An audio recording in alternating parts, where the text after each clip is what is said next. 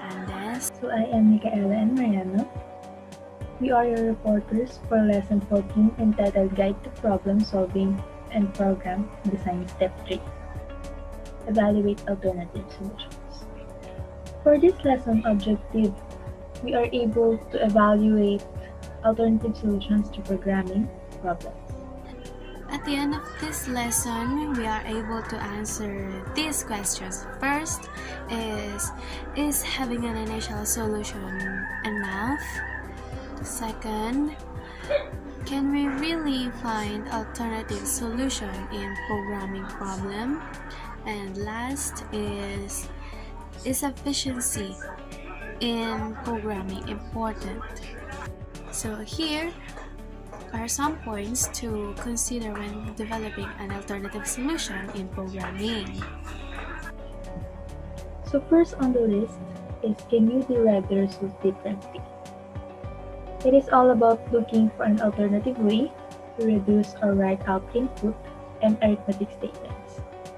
For those who don't know arithmetic statements, it can be arithmetic operators for creating arithmetic expressions.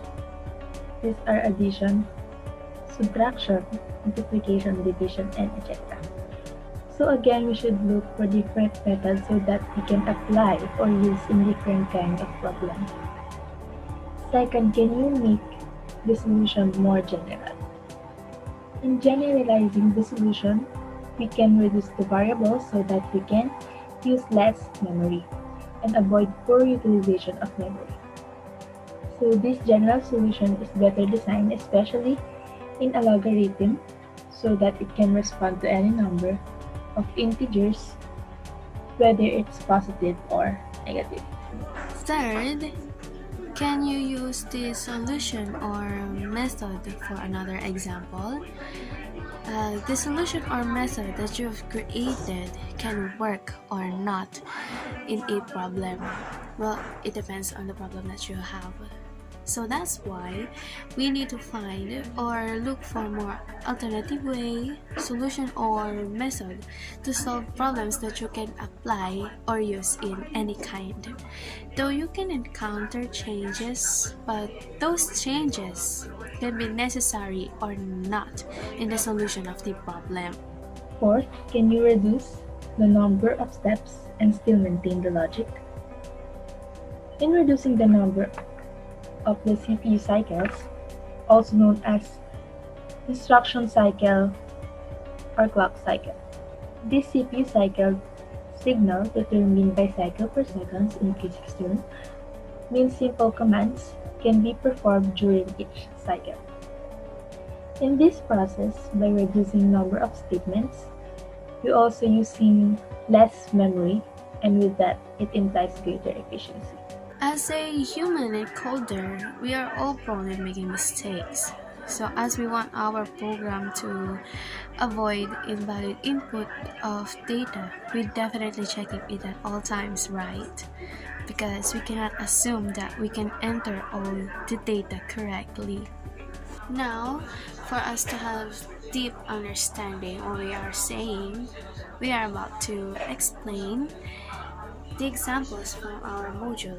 If you have yours, you can see that too because we just get it from there. Can you reduce the number of steps and still maintain the logic? So this is an example of initial solution, as you can see in the screen. So first, get the first number, call it num1. Get the second number, call it num2. Get the third number, call it num3. Fourth, add num1, num2, num3, storing in sum. Fifth, divide sum by 3, storing in average. 6, print result, then 7, stop. In this example, we look at the first 3 statements, the number 1, 2, and 3. So instead writing this statements, we can reduce it and turn it into one statement by combining these 3. So as you can see in the screen, the result of the combination of those is get num1, num2, and num3 So in this way of reducing statements, as we've said earlier, we're also reducing the number cycles, CPU cycles rather, and use less memory. We can also reduce the arithmetic statement. Take a look in number 4. We can reduce it by turning it into, instead of writing add word, we can use its symbol, which is the plus sign, and it's understood that we are going to find the sum. These two statements, the number 4 and 5, we can reduce it more by combining the numbers 4 and 5. We can turn it into one statement. Combining these two statements, we reduce the number of statements, and also we eliminated one variable, which is sum. So by looking at number 5, we can reduce the statement by changing the arithmetic statement, which is divided by its symbol, which is the dash line. As we can see, the result is average sum over 3, which means the sum of the first 3 statements that we've reduced before will be divided by 3 to get its average.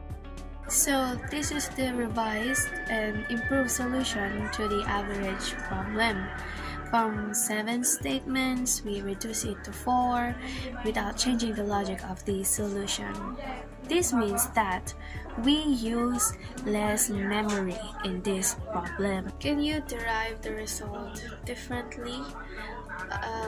The tip of this process is alternative methods should always be explored. That means look for more ways where it can make the steps easier and it can use less memory. Can you make the solution more general?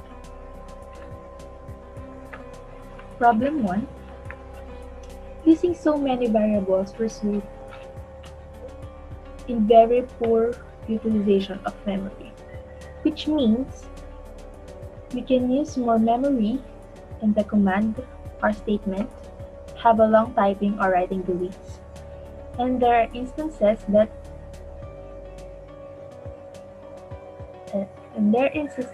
it can cause error in our program. Problem 2. It becomes very cumbersome to write and manipulate so many variables in one statement. Means it is too much complicated to write those 100 or more integers without reducing it. We will have a long run if we write those.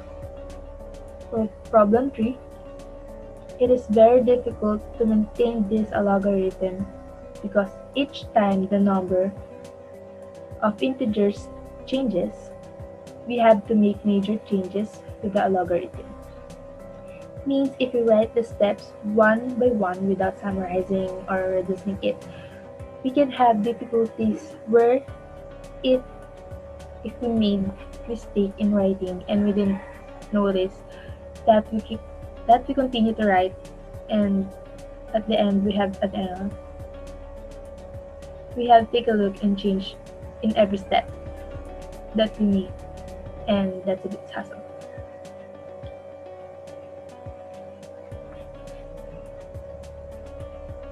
Notice that we use the entity called n.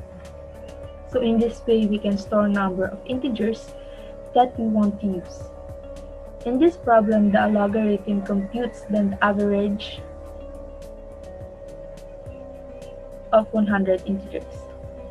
If we want to compute the average to 50 integers, we can only change 100 to 50. And that's the simple thing you will do if your solution is in general way.